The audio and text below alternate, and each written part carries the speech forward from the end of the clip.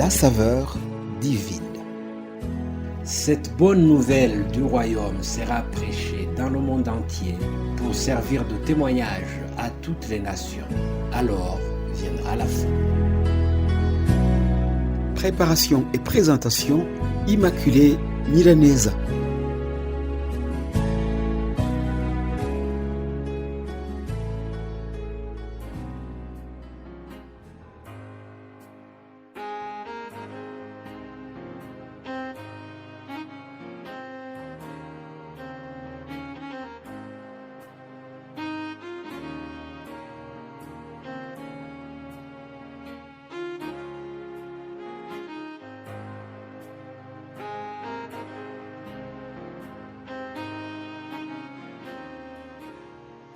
Ma très chère famille Saveur Divine, je vous salue chaleureusement au nom de Jésus-Christ.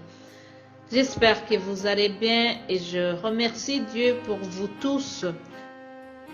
Quelle joie de commencer ma journée en vous apportant toujours ce petit déjeuner céleste.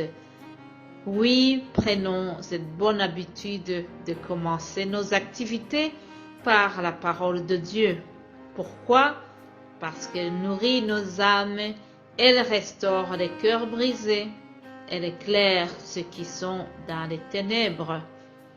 Oui, malgré les températures négatives, malgré les circonstances difficiles que certains parmi nous traversent, malgré les moments de deuil,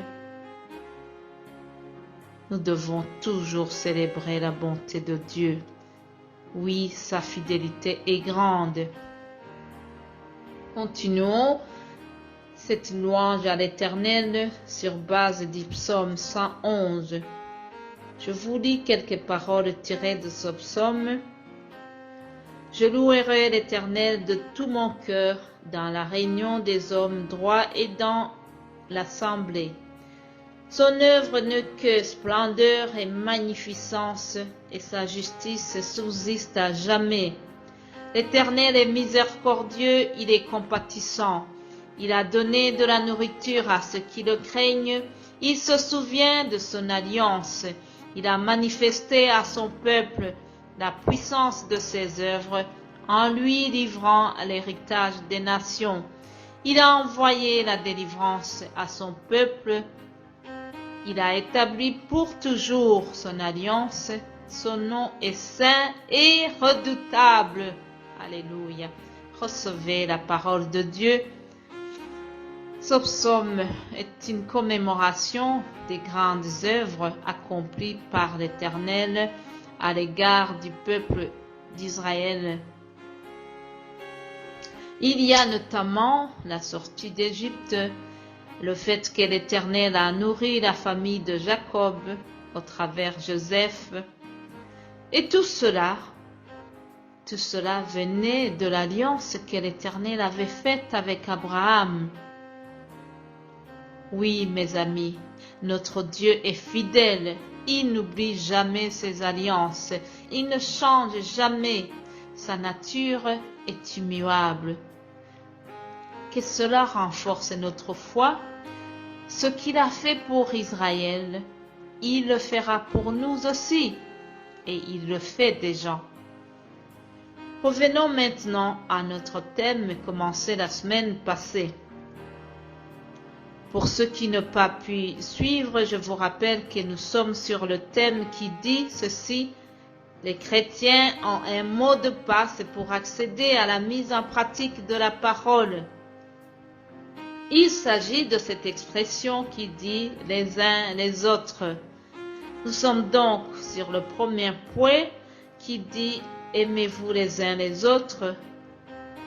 Il s'agit de ce nouveau commandement que Jésus a laissé à ses disciples avant qu'il retourne au ciel. Si tu nous écoutes pour la première fois et que tu n'as pas écouté l'introduction, je te conseille d'aller sur YouTube, taper Saveur divine du 4 février ou Saveur divine du 5 février. Ainsi nous pourrons être à la même page. Je continue donc ce premier point. L'apôtre Jean a beaucoup enseigné sur le thème de l'amour, si bien qu'on lui a donné un petit surnom. Certains l'appellent l'apôtre de l'amour. Lisons ce qu'il dit dans la première épître, 1 Jean 4, verset 12. À ne pas confondre avec l'évangile selon Jean. Première épître donc au chapitre 4, 12, il dit « Personne n'a jamais vu Dieu. Si nous nous aimons les uns les autres, Dieu demeure en nous et son amour est parfait en nous. » Quelle belle promesse! La meilleure façon de garder la présence de Dieu en nous, c'est de nous aimer les uns les autres. Alléluia. Chers amis, je termine sur cette belle promesse et j'aurai la joie de vous retrouver demain pour une autre saveur divine. Vous êtes bénis, vous êtes les bien-aimés du Seigneur. Passez une très belle journée et à demain pour une autre saveur divine.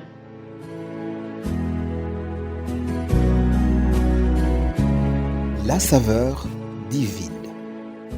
Cette bonne nouvelle du royaume sera prêchée dans le monde entier pour servir de témoignage à toutes les nations.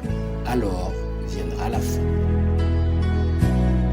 Préparation et présentation, Immaculée Niraneza.